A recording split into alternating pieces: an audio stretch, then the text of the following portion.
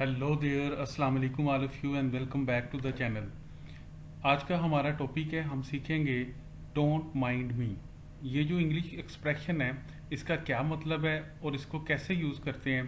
Please stay on with the slides. Don't mind me, इसका मतलब ये है when you apologise your presence.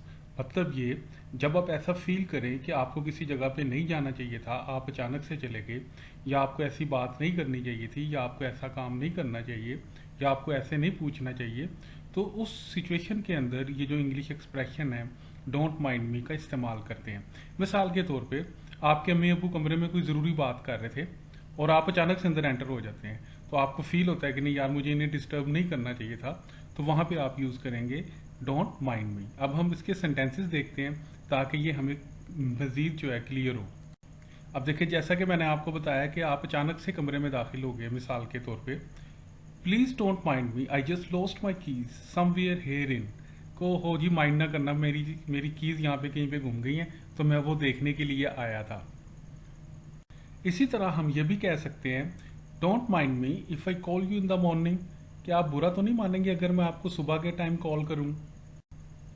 I hope you don't mind me asking your number. I hope you don't mind me asking your number. इसका मतलब ये है कि मुझे यकीन है या मुझे उम्मीद करता हूँ कि अगर मैं आपका नंबर मांगूँ तो आप बुरा नहीं मानेंगे। इसी तरह आप ये भी कह सकते हैं don't mind me, I am just looking for my thing. कि या बुरा ना मानना, मैं अपनी कोई चीज़ तलाश कर रहा था। यानी कि कोई कहीं पे बैठा हुआ है, आप उसके आगे पीछे ऊपर नीचे देखने लग जाते हैं कि आपकी कोई चीज़ गुमी हुई है, आप चेक करना चाह रहे हैं, तो अगला बंदा इरिटेट होता है। तो आप उस सूरत हाल में कहते हैं don't mind me, I am just looking for my thing, कि मेरी कोई चीज़ ज़रा इधर गिर गई है, मैं उसको देख रहा हूँ। So thank you so much guys for watching the video. If you like the video, please hit the like button and don't forget to subscribe the channel. Inshallah in next video gonna come in here again with new topic. Till then, take care of yourself and your family.